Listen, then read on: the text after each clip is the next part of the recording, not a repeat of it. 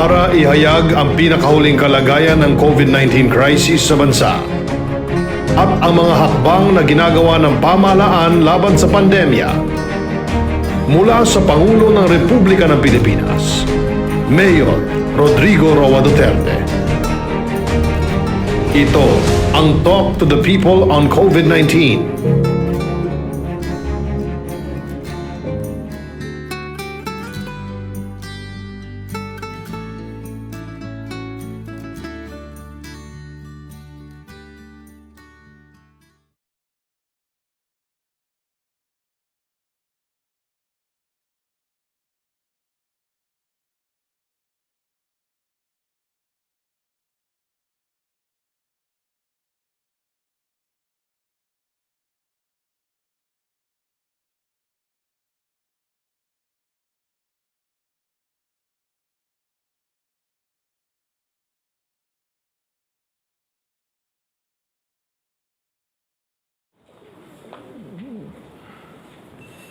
First, we will take up the vaccine acquisition a little bit later.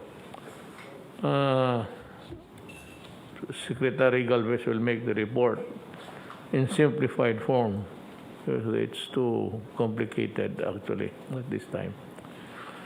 But we will report first on the government response sa Typhoon Ulysses pati Rolly, what we have done so far. But before I proceed any further, I would like to just give a caution to the Vice President. She made a blunder, a big one, and she practically lied, making her incapable of truth. Alam mo, yung pakana niya na wala ako sa bagyo, I was here. Dito I was attending a summit, ASEAN Summit yun. So virtual lang, palit-palit kami. We were talking sa electronic. Nandito ako noon. Kasagsagan ng bagyo dumaan dyan sa labas, nag-uusap kami dito. But right after, those was the second day, nung sinabi ko magnaan yung I will excuse myself from the signing of the documents for I have to make a survey sa damage. Hindi ako na sa sabihin anong gusto niyang mangyari kung saan ako, nasaan ang presidente.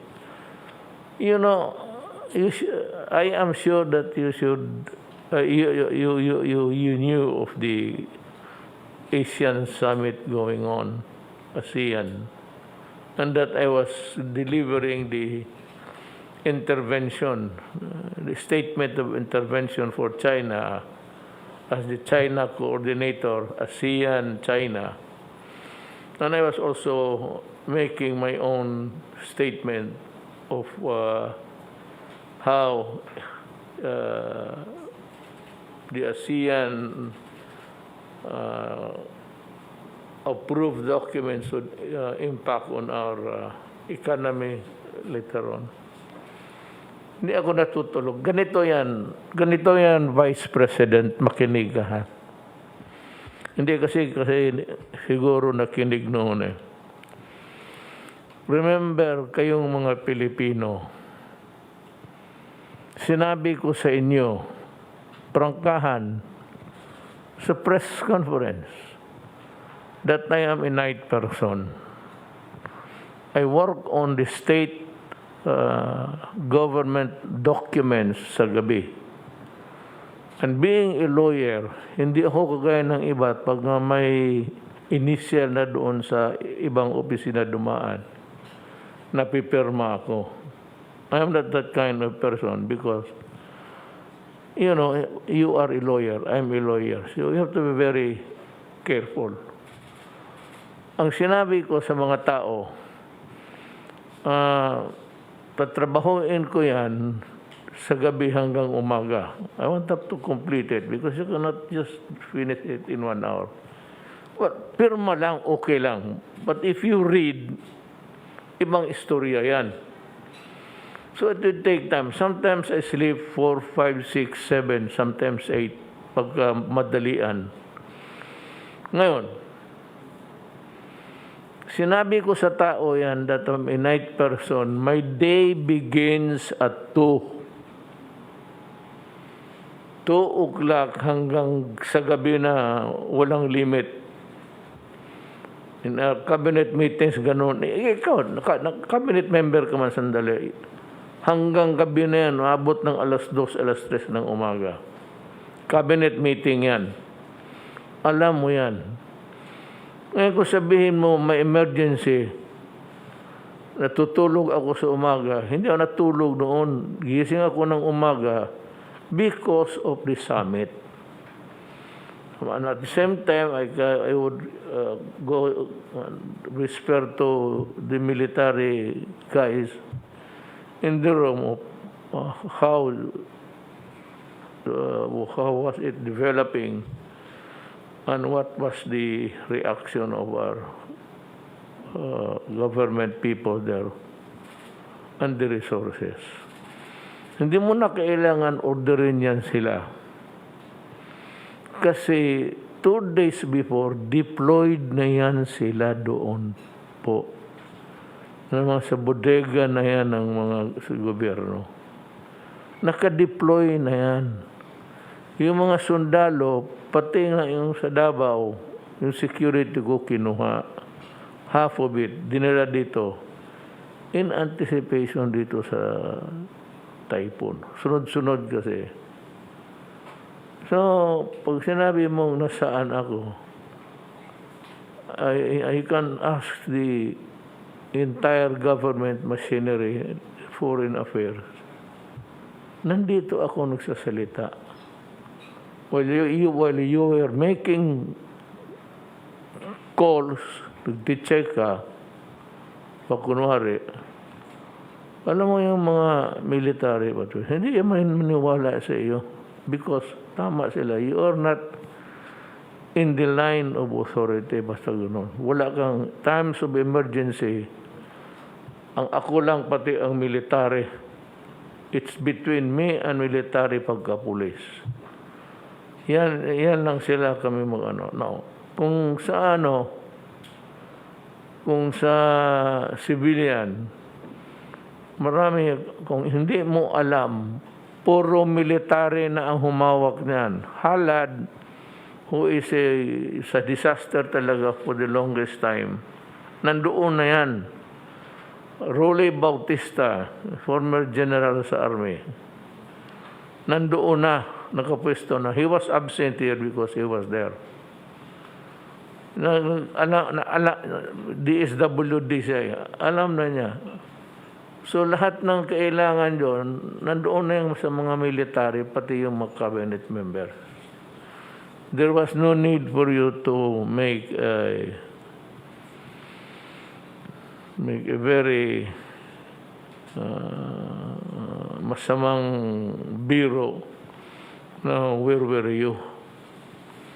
Because sabihin ko tuloy sa iyo, what time did you go home? Ikaw, nung gabi, anong oras ka umuwi? Isang bahay ka lang ba? 2 bahay ka? Tatanong lang ako. Kasi congressman ka. Ba't kaninong bahay ka natagalan? Ngayon sabihin ko sa iyo. Huwag ka masyadong purma-purma. Hindi mo talaga panahon. Hindi mo pa panahon. Not time to be making a grandstanding coming up with it. Hindi ninyo alam na nagtatrabaho ako na timingan na ito si summit And I cannot excuse you for not knowing it. You knew that there was a summit going on. And you had the goal to say, nasaan ang presidente? Kasi alam mo, siguro bagyo, I could not make myself available. But, kung yan ang paradigm mo sa pagtingin mo sa presidente, sabi mo, nasaan ka, presidente? The storm was all over Luzon. Saan mo ako gustong ilagay noon? Sa inyo, sa Bicol, sa bahay ninyo, sa Naga? O dito ako sa Parañaque? May baha rin eh.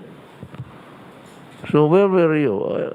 Hindi na kailangan ako mag-order at mag-order ka pa on the day.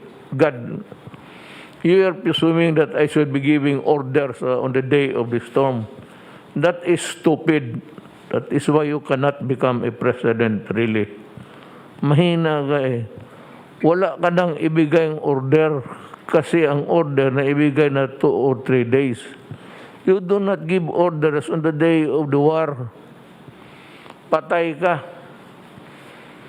So I hate to say this, but kung gano'n ka, huwag kang magtakbo ng presidente. Talagang mahina ka. You do not know, and then you lied. You were not honest. Isa pa yan. When you, alam mo may summit going on. ASEAN Summit. And I was giving the longest speech there because I was the intervention in the plenary.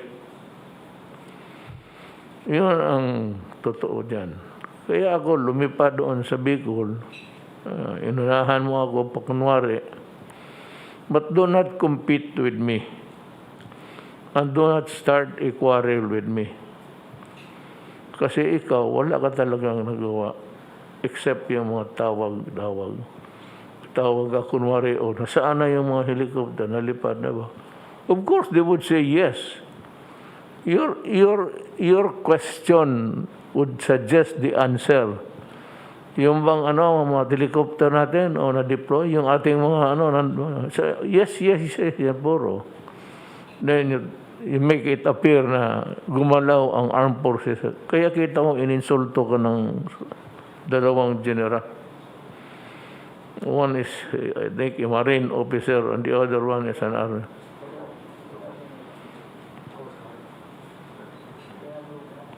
Kinalugay, Kita ka na insulto ka. You are not part of the command.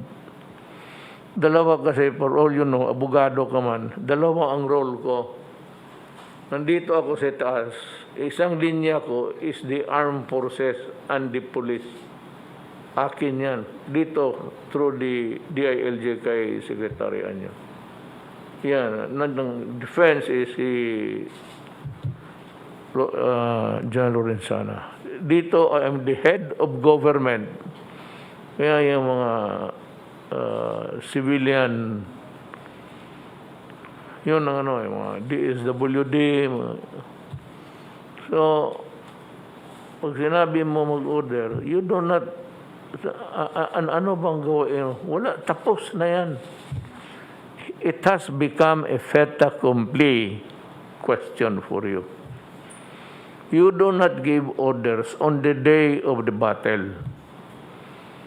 You go and tell your soldiers to deploy and to take their position so that when the enemy comes, you'll be able to respond appropriately. That is the analogy. Hindi ka magbigay ng order, where is he? When the storm is raging, wala ka ng order maibigay. Sometimes the lines are cut. Ano ba bang ibigay mong order dyan? It's too late. Kung sabi mo kukunin pa nila yung mga boats dyan sa they were already near to the nearest military installations. Naka-standby na. So, So next time, do not commit the mistake or I'll be forced to insult you because you are playing too much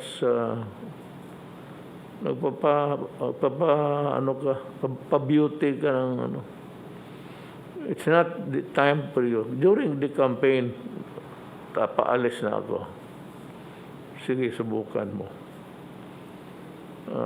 Matagal na ako maraming sabihin sa iyo, pero reserva ko na lang. When you start your campaign, kung magtakbo ka ng presidente, waswasan kita ng gusto. Well, this is your nightmare. Sabi ko, pagka-incompetent mo, and you were lying. You knew that I was working. You knew that there was a ASEAN Summit. Do not tell me that you do not know about these things. You are the vice president of this country. And you cannot pretend that you do not know what was happening sa gobyerno.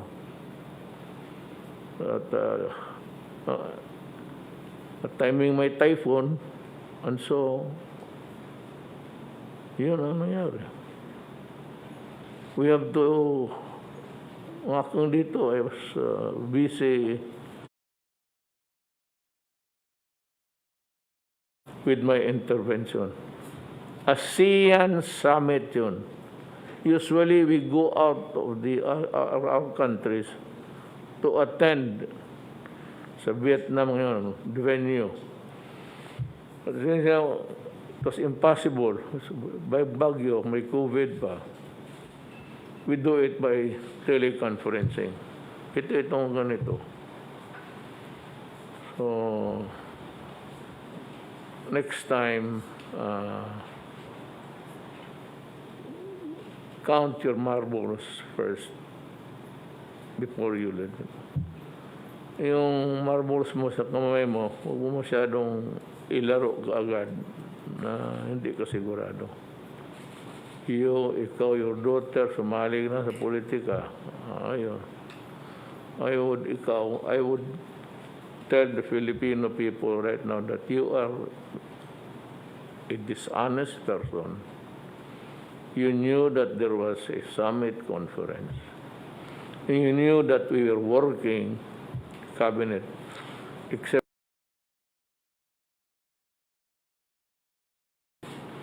na alam mo, meron tayo, without even mentioning me, do not mind me.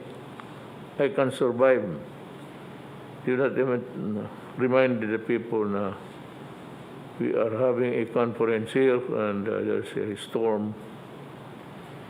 Basta ikaw, kaya gusto kong malaman, ikaw gabi-gabi, lumalakad ka man, anong oras ka umuwi? We have to, akong dito, I was busy with my intervention. ASEAN Summit yun. Usually we go out of our countries to attend sa Vietnam ngayon, the venue. But it was impossible. By bagyo, may COVID pa. We do it by teleconferencing. Itong ganito. So, next time, count your marbles first before you let it. Yung marbles mo sa kamay mo, huwag mo masyadong ilaro kaagad na hindi ka sigurado. Ikaw, your daughter, sumali na sa politika. Ayun.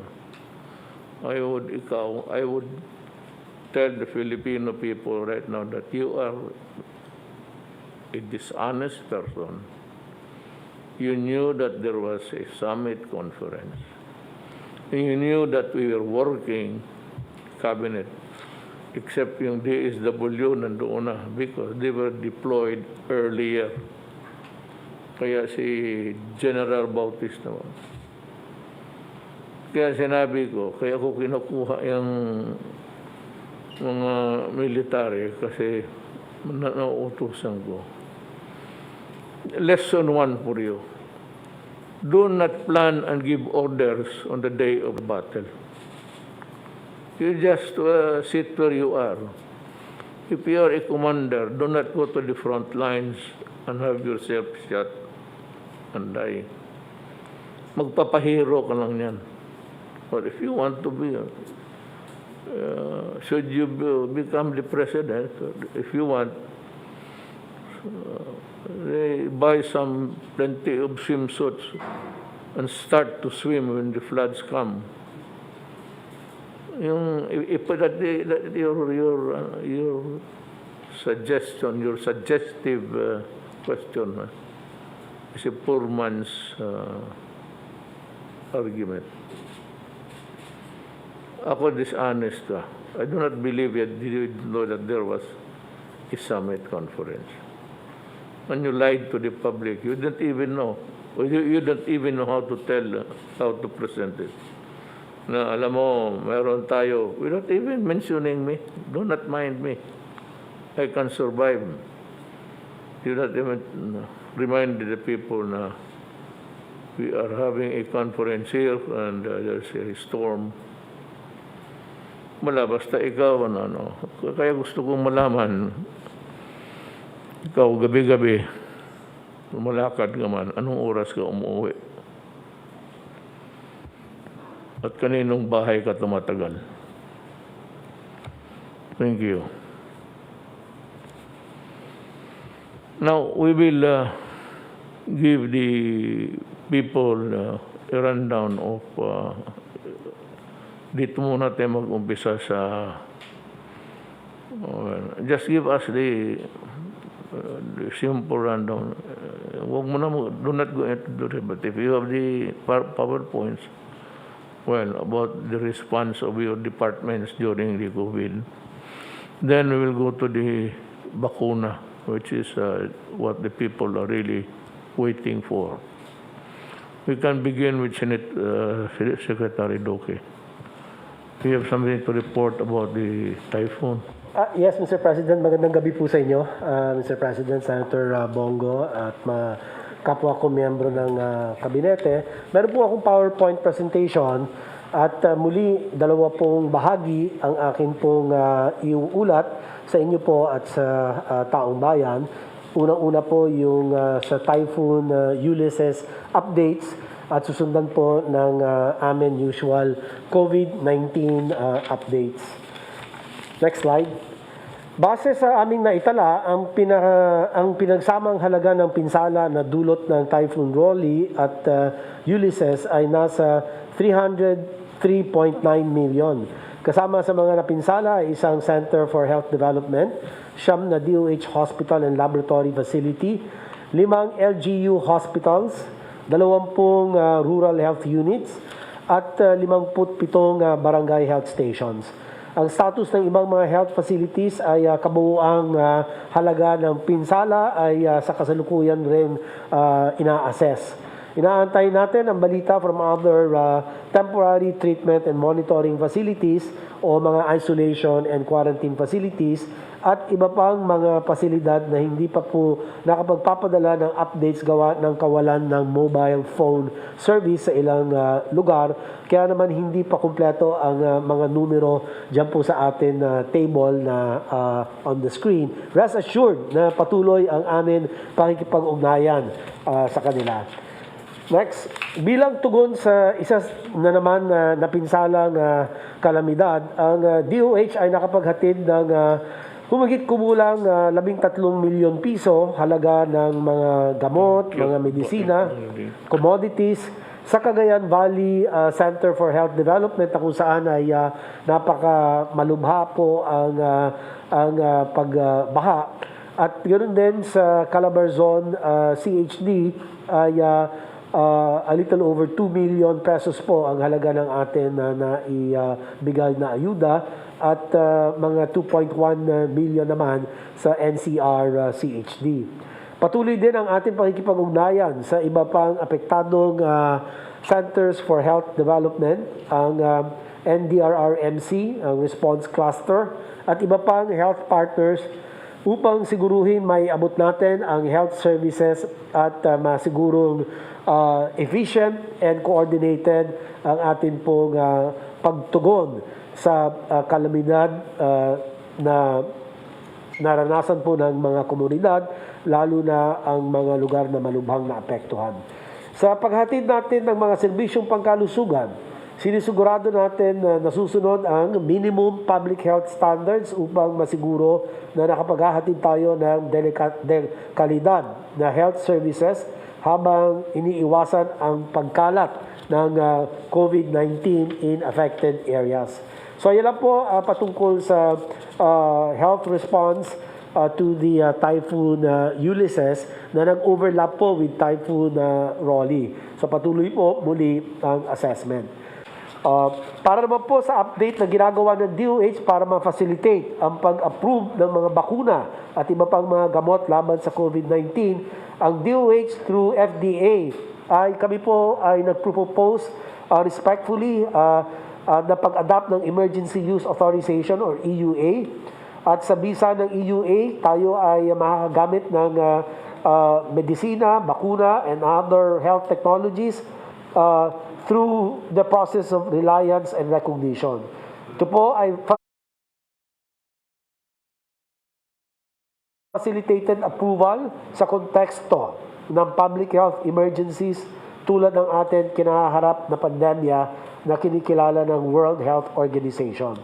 Ang reliance ay tumutukoy sa proseso ng pagtiwala ng ating FDA sa mga evaluations na ginawa sa ibang mga national regulatory authorities sa ibang bansa sa pagkukonsider o pagdidesisyon nito ng mga application naman dito sa ating bayan.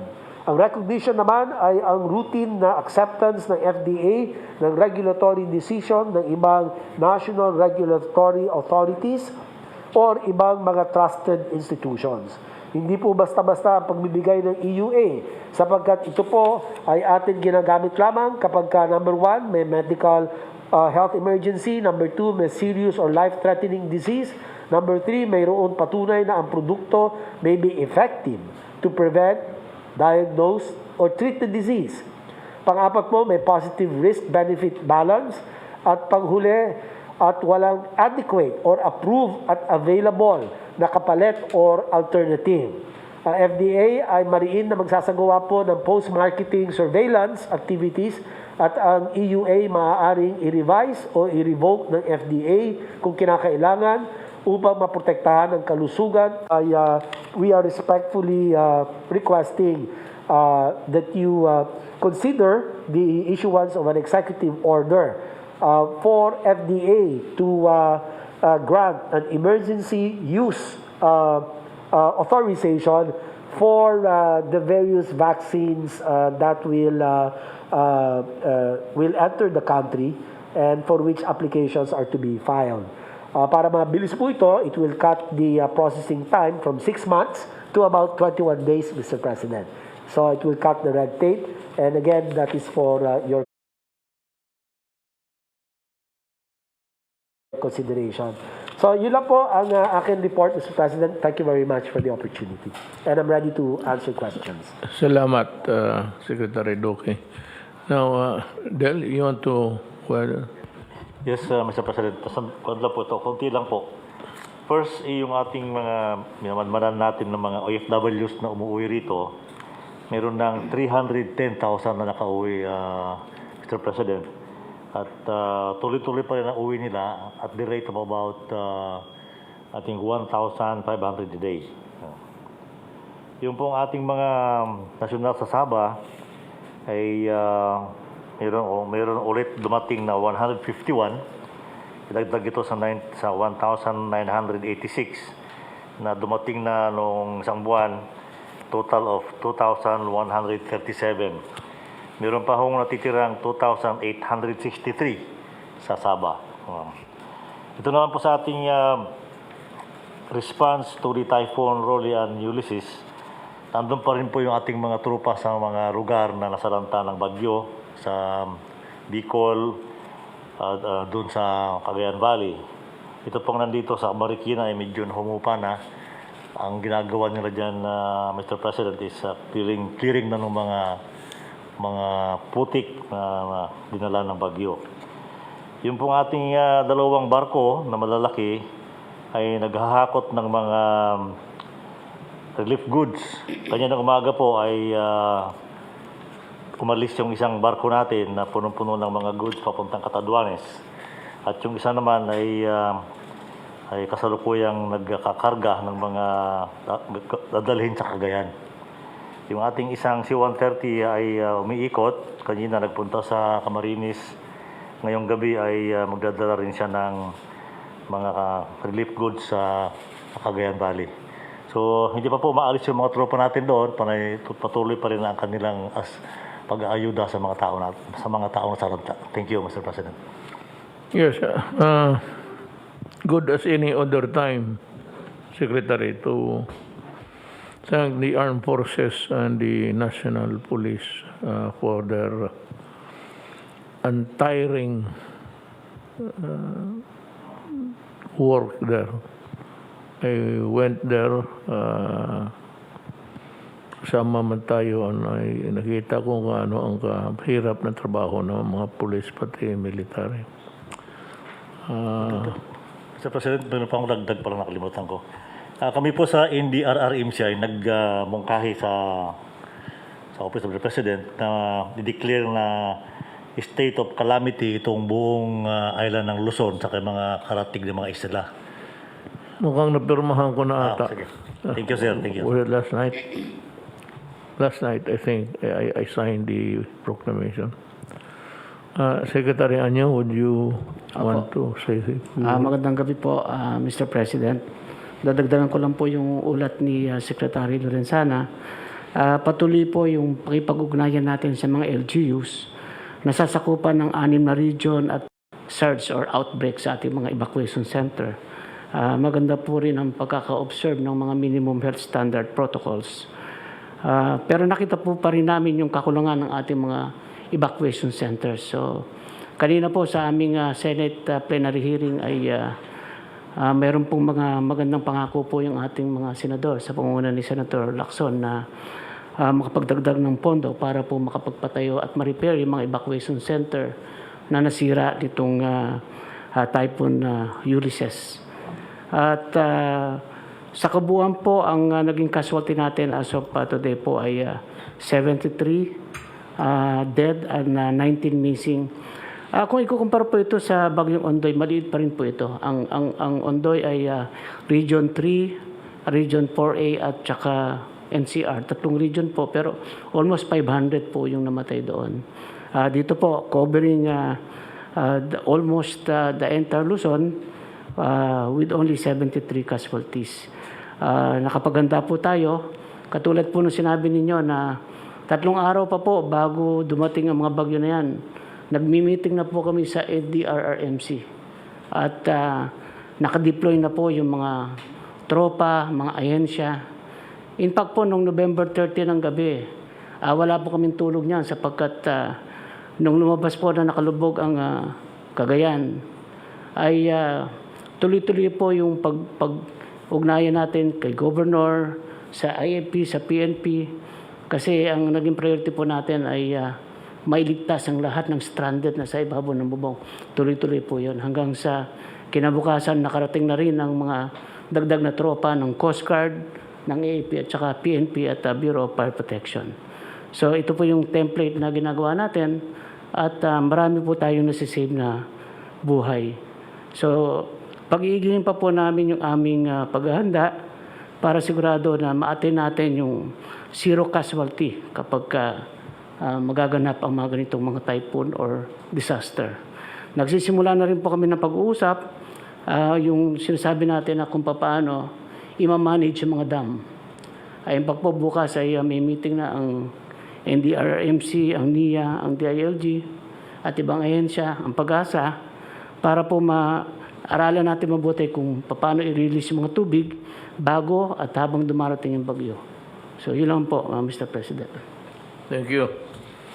As I have said, I am quite overly satisfied with the performance of the uniformed personnel of government.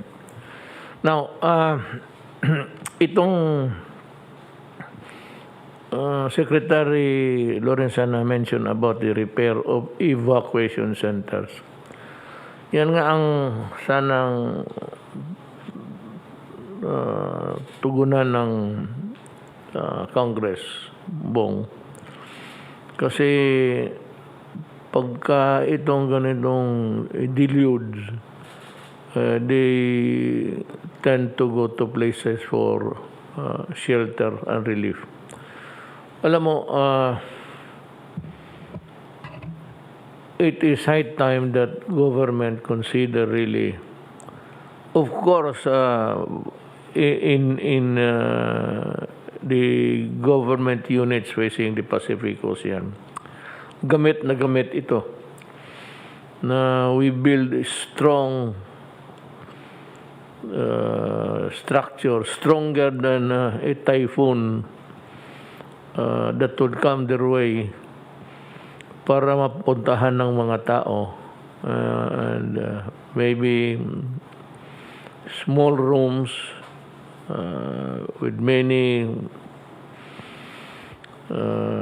comfort rooms where people can really stay for a while. Alam mo bakit? Pagka hindi natin ito ginawa, pagkatapos ng post-COVID, hopefully, maawa ang Diyos, itong mga tao, they usually repair to the schools and public buildings, thereby creating an aberration in the movement or in the development of the different governmental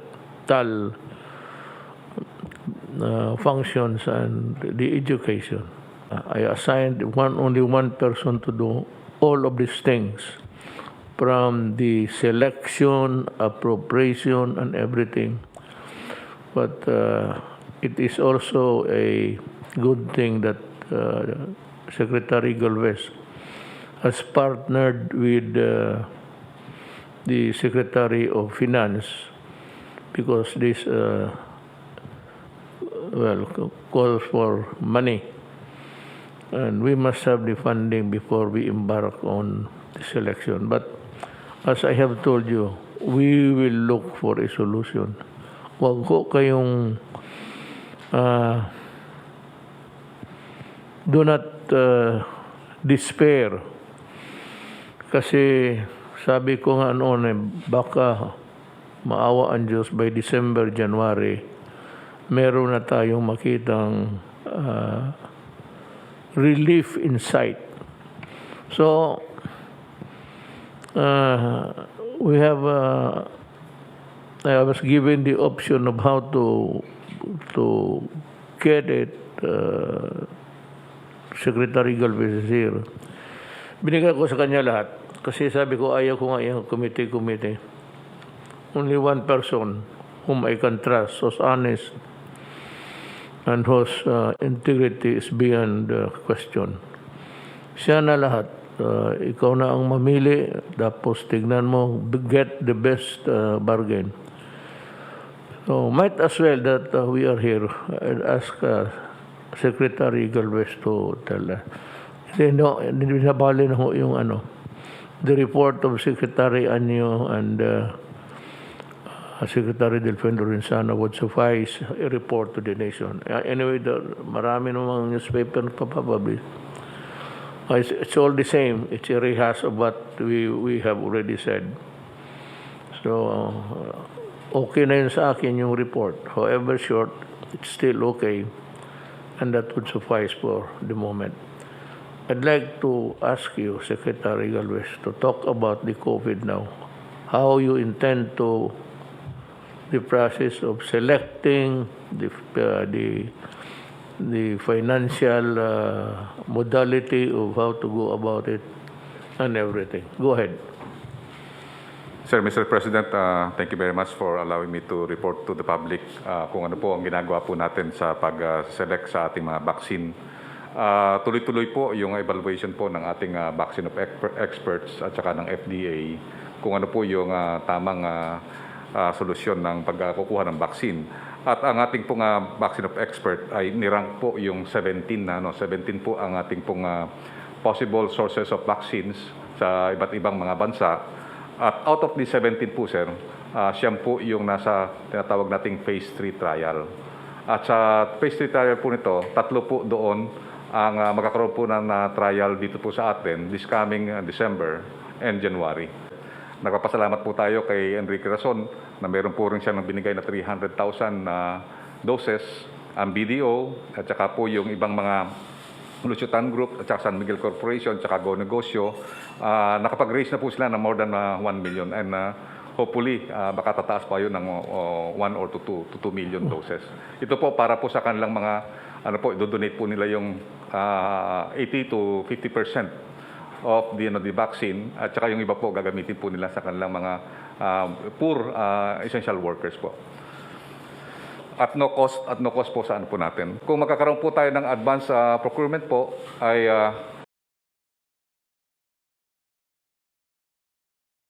by the end of the year, pwede po natin magkaroon po tayo ng signing of the loan agreements. Kaya po ang aming po na recommendation po, Mr. President, next slide please, ay we enter on the advanced market commitment through the multilateral arrangement with World Bank and ADB as our finance manager. At the same time, we have to also to have various modes of financing, including private-public tripartite agreement without a cost with the government. So the private sector will finance it by buying directly to the vaccine company, but with the regulation that the DOH will be the one who will decide where the vaccine will be given. And then also, we have recommending the emergency use authority to be issued by FDA via a proposed EO as proposed by Secretary Duque. That's all, Mr. President. And hopefully, sir, kung makapag-move po tayo, we can be assured yung 30 million doses to 50 million doses by next year po, sir. Pagka nag-roll out po ang ibang bansa, we can also have our rollout here, sir. Thank you. So, mga kababayan ko, narinig ninyo si General Galvez. Ito yung pamaraan kung paano makuha. Iba't ibang pamaraan paano makuha natin ang COVID. Yun ang sinasabi ko. Now, may mga arrangement, may mga walang bidding, may bidding, o diretso yung executive order in time of emergencies, diretso na. Whatever it is, I have full faith and trust in the task force and yung tinuro kong siya kasi ang implementor, siya na ang bibili, siya na ang mamili, siya na lahat. At well, of course, you have to worry about the procurement. May mga pamaraan kasi na bago ka makabili, yan, yung bidding, yung ganon. But there is also a way of not doing it. If it takes time, then I can go directly and just issue the order to buy and to vaccinate the population.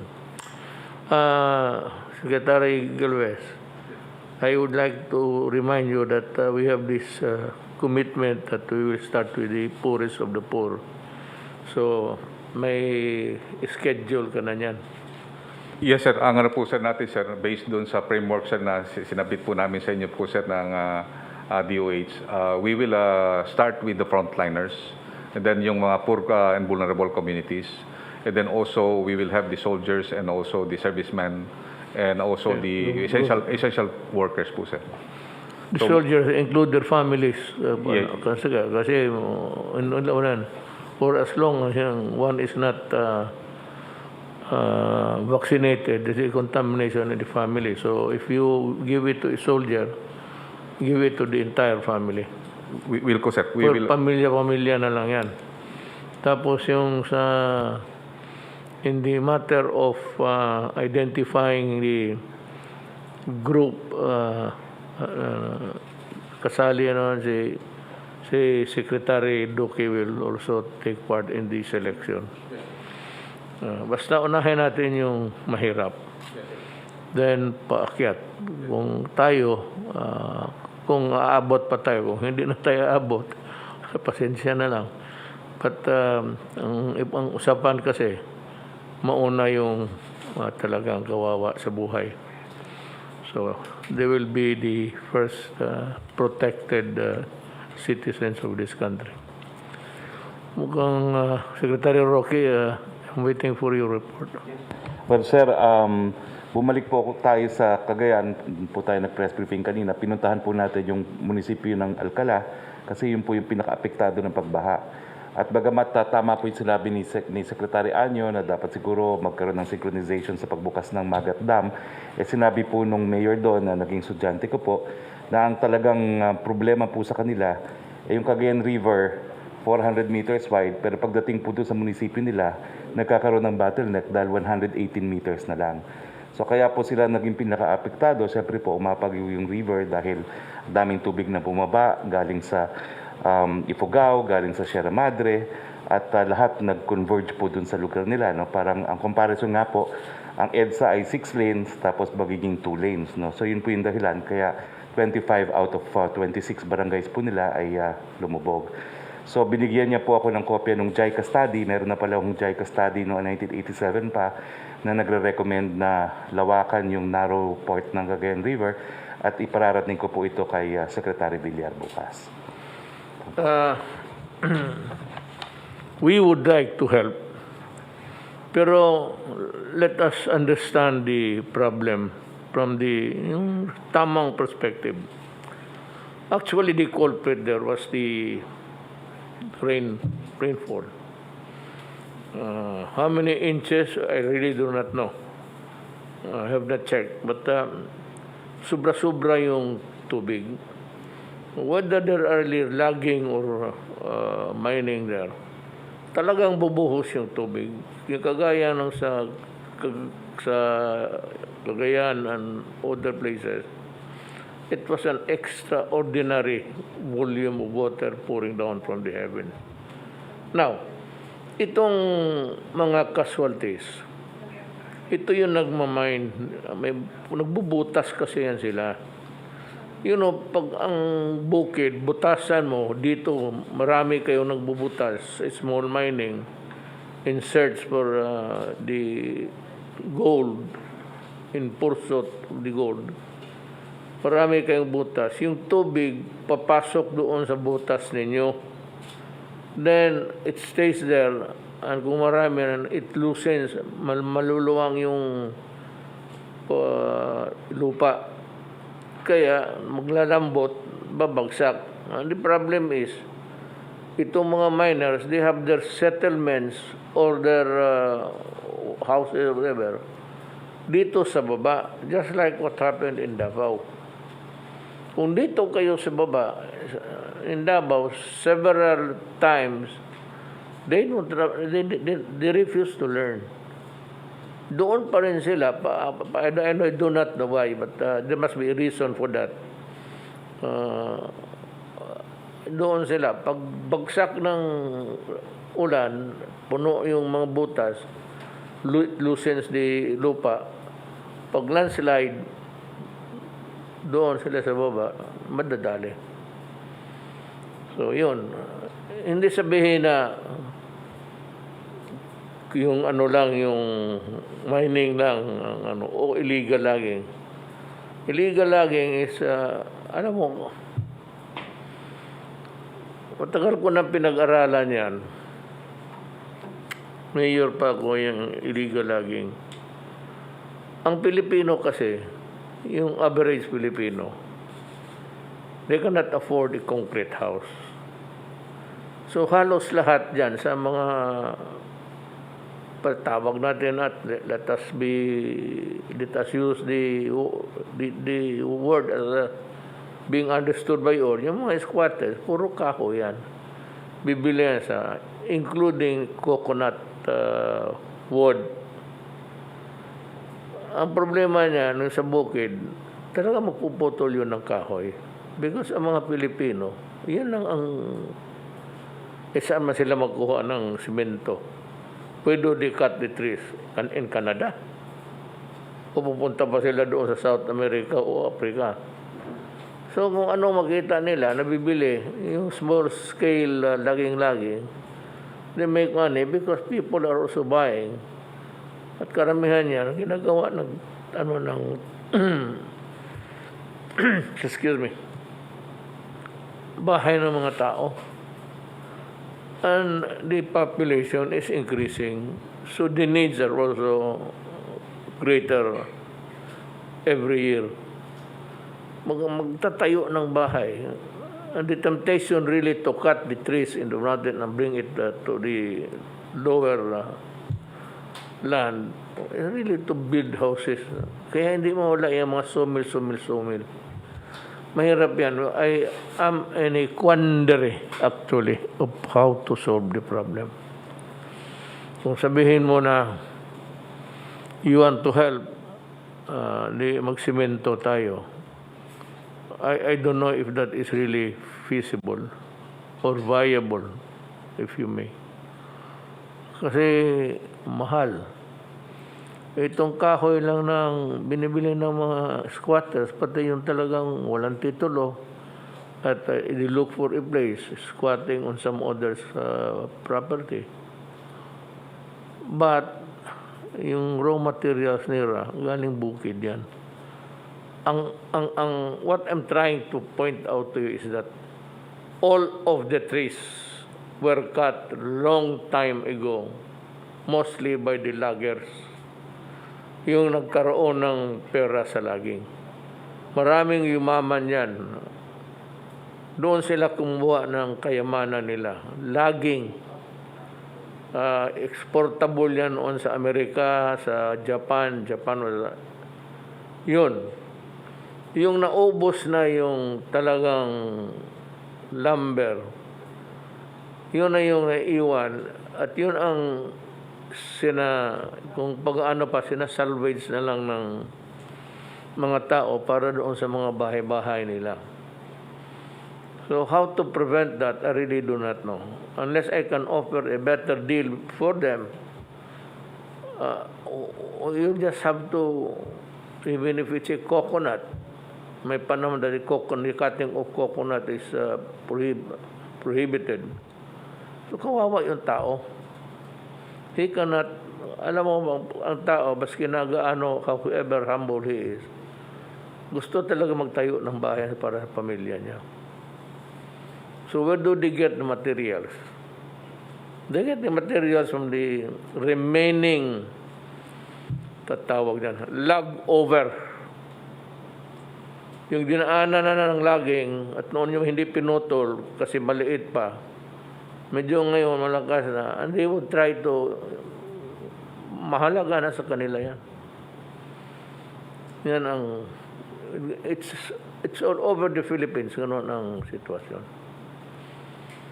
So, ang pag-control na lang is really how to build, or the dams are also not a good alternative kasi at one time you will have to release the water, or otherwise a greater damage will be created. Kung mag-collapse ang dam, hindi mo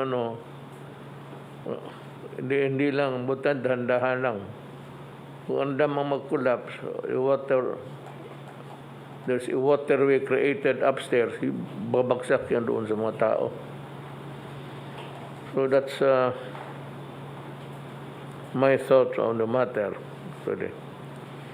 But despite of its fury, we were able to manage.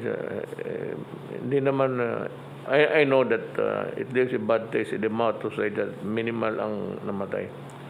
Pero hindi kagaya ng Undoy. Ngayon, medyo and because we have a better, marami na kasi tayong, we've been buying ang Coast Guard, sige bilhin ng itong mga rubber boats. And they were the ones that were deployed. Sabi nga ni siya yung sa disaster, the ASEAN chairman, he ordered the deployment of the equipments to save lives 2 days before. Kaya ipahawak ko sa military. Hindi na ako mag-ano because General Lorenzana knows his business. Pag ngayon na may typhoon coming in, he is already busy giving orders left and right. So ako, hindi na ako kailangan except to place my imprimatur na okay, sige, yan ang gawin natin. And that's about a few words.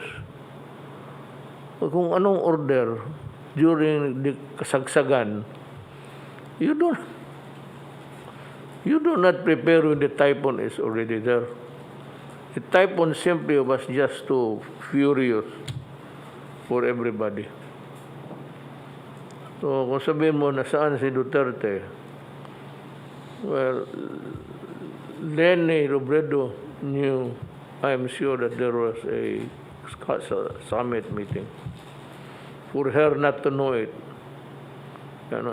it's a sin for a vice president to be ignorant about what's happening in government.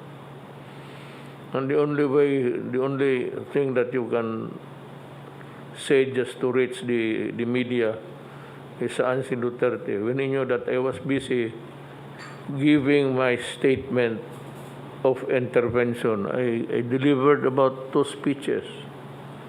One for my being the coordinator. Ang Philippines is the coordinator of ASEAN China. And one pa yung para sa ating bayan. Statement for the country. He knew it, I'm sure. Vice President, she cannot pretend ignorance about that. That's why I said she is lying. She was a liar. At gusto ninyong palabas, natutulog. Kung ordinary times, walang emergency, walang typhoon, I told you right in the beginning of my term, I am a night person. My day starts at 2 o'clock in Malacanang. Sabi ko, kasi binabasa ko lahat yung dokumento. Hindi basta-basta yung dumadating sa akin, bulto-bulto yan. Even the promotion of the military and the police, isa-isa ko yan kung mayroon ba mga derogatory. Kung meron dyan nakaatas, binabasa ko. Tapos kung hindi naman masyado, I go ahead with the promotion. I promote them in spite of itong mga Basta hindi lang mabigat na kasalanan. Ng insubordination, gano'n. Let their commanders do how to impose discipline. So yan ang nangyari sa nung bagyo. Nandito po ako, dito, I was delivering the statement for ASEAN as coordinator. Philippines is the coordinator. Then as a statement sa ating bayan. Nung kasagsagan ng hinihintay ko lang, but I told sila na pag lumampas yung bagyo, mag-take off ko. That was it. Nung sabihin mo maglangoy ako doon, alam mo kasi, kami lahat, we are workers of government. Trabahante kami. Alam namin ang trabaho, kaya ang pinasukan na Secretary Duque knows his business, General Galvez, he managed the war in Marawi together with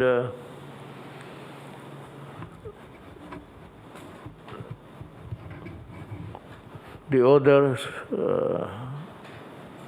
Ang tanong ko nga sa kanila, kung magtanungan lang naman, if we go down to the basics, where were you during the Marawi siege? wala akong nakitang official doon. Senador o congressman. Except you. Si Secretary Roque went there to, baski na pa paano, in a small way, you identify yourself in solidarity with the people. Yun, hindi yung bagyong gira yun. How many times did they go there? 10 times. Butas pa yung helicopter ko, tinamaan ng bala because I took off during night time. Bago tayo matapos, sinabi ko sa inyo na sasabihin ko yung mga tao na napaalis sa gobyerno o nasuspendedo for various offenses. Ang sa DOTR, si Antonio Heno, Attorney Heno Antonio C. Villanueva, dismissed sa trabaho. Attorney Romel Lloyd Martinez, dismissed by the Department of Transportation. Si Edgardo Catarungan, dismissed by my office upon the recommendation of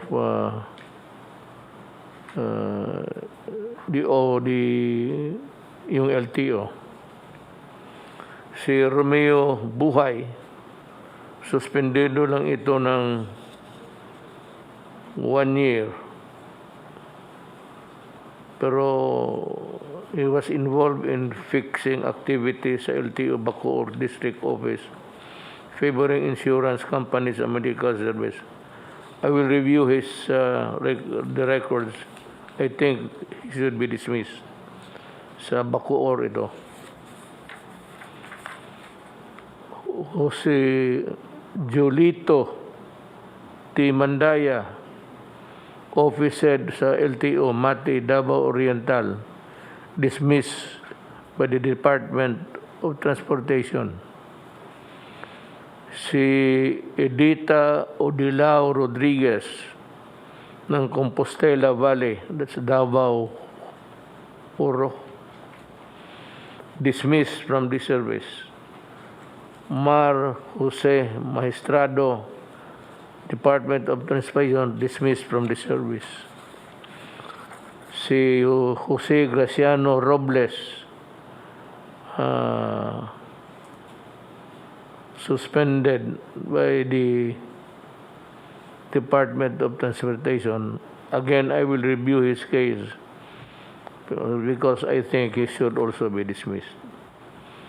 Dito sa Land Transportation Franchising Regulatory Board, si Jean Gunda, dismissed by the Department of Transportation for grave misconduct, receiving personal use of fee gift, bribery to. In other words, itong si Melanie Diaz, suspended for allegedly receiving 200,000 in exchange for a franchise. This is bribery. I am changing the penalty from suspension to dismissal. Manaro T. Labor, dismissed by the Department of Transportation. Attorney Samuel Hardin,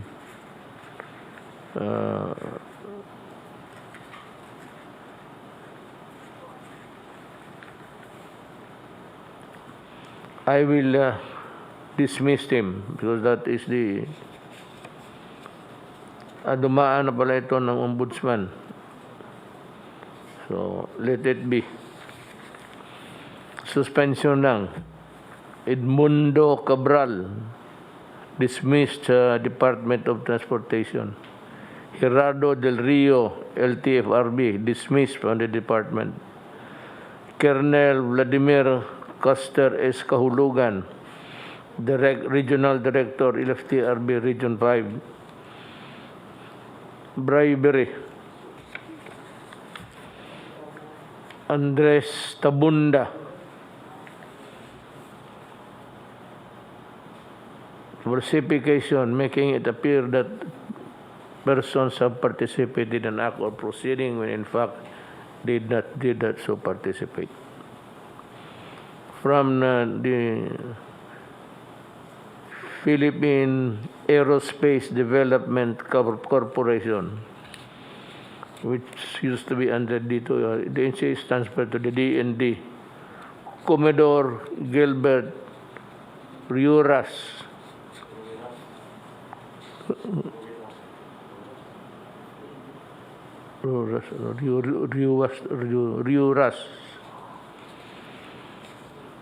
dismissed from the service. Emmanuel Bertusio, Chairperson, OTC.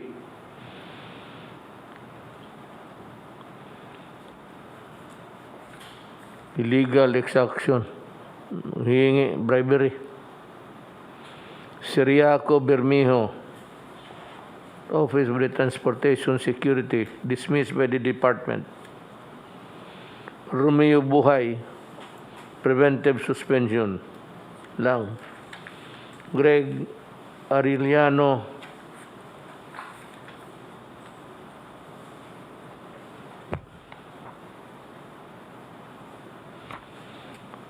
bakit ganito lang?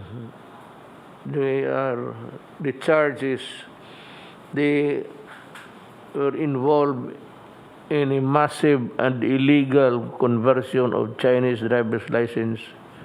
They allegedly processed and converted Chinese driver's license to Philippine driver's license based on spurious documents. They should be dismissed also. His job order personnel, Erwin Susmisero, Francisco Ranches, Assistant Regional Director, LTO Region 4A. Illegal conversion of licenses of the Chinese, making it appear that it was the Philippines. Joselito Caballero, dismissed by the Ombudsman. Oliver Tudok, suspended by the Ombudsman. So, ito yung drive natin sa anti-graft and corrupt practices. Many more, kasi pending eh. Many more na may mga kaso. Baski na malakad ninyo na suspension lang, pagdating dito sa opisina ko, I can reverse any decision pababa except the Ombudsman. Kung dito sa akin, pag basta may pera, conversion ganon, dismiss kayo. I will reverse the decision from dismissal to suspension to dismissal. Yan po ang nangyari sa ating drive, sabi ko, sa corruption. So, kung gusto ninyo, iba sa gobyerno, sige. Do it, and I'll be glad also to accommodate you. Oblige you, rather.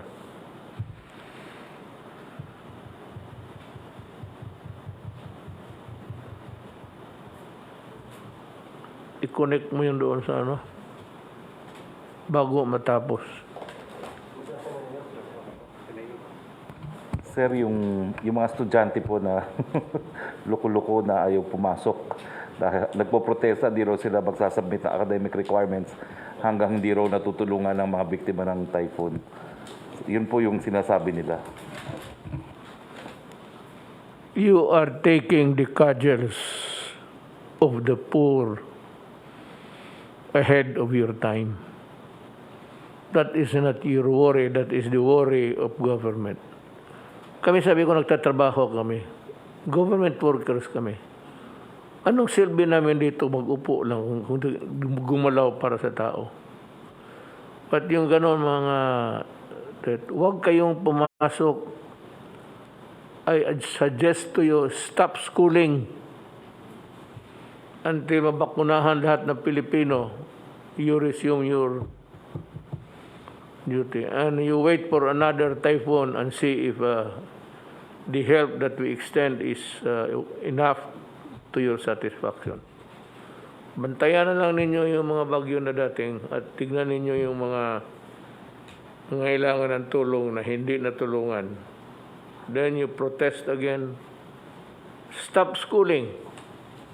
That will save money for your parents. Better make use of your time anywhere. Sige. Yung eskwela, UP, fine. Paghinto kayo ng aral, I will stop the funding. But, nandyan nyo lang, wala nang ginawa itong kundi mag-recruit ng mga komunista dyan. Tapos nag-aaral kayo, ang gusto ninyong binabira ang gobyerno. Masyado naman nakaswerte kayo. Wag talaga kayong manakot rather. Kasi I will oblige you. Thank you.